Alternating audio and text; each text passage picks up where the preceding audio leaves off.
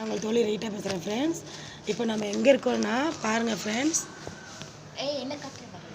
இந்த இடம் வந்து குருநானக் காலேஜ்.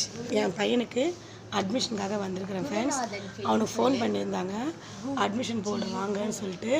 இப்போ என் பையனுக்கு இந்த காலேஜில் நான் அட்மிஷன் போட வந்திருக்கேன். என் பையனுக்கு அட்மிஷன் போட போகிறேன்.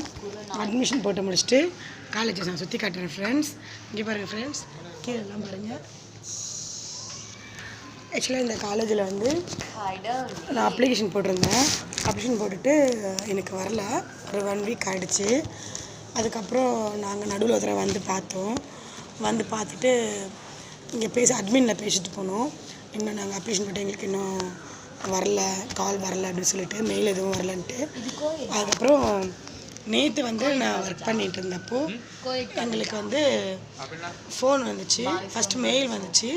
மெயில் வந்து உங்களுக்கு இங்கே அட்மிஷன் போட போகிறோம், இந்த மாதிரி 19th அன்றைக்கி நீங்கள் வரணும் இல்லை அப்படின்ட்டு மெயில் ஐடி வந்துச்சு.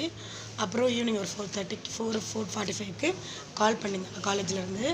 நாளைக்கு மார்னிங் இந்த மாதிரி ஐடி ப்ரூஃப் இதெல்லாம் சர்டிஃபிகேட் எல்லாம் எடுத்துகிட்டு நீங்கள் 9:30க்கு 10 o'clock வரணும்னு சொல்லியிருந்தாங்க. இப்போ நாங்கள் வந்திருக்கோம் ஃப்ரெண்ட்ஸ். நாங்கள் இப்போ அட்மிஷன் போட போகிறோம். என் பையனுக்கு ரொம்ப சந்தோஷமாக இருக்குது, ஹாப்பியாக இருக்குது ஃப்ரெண்ட்ஸ்.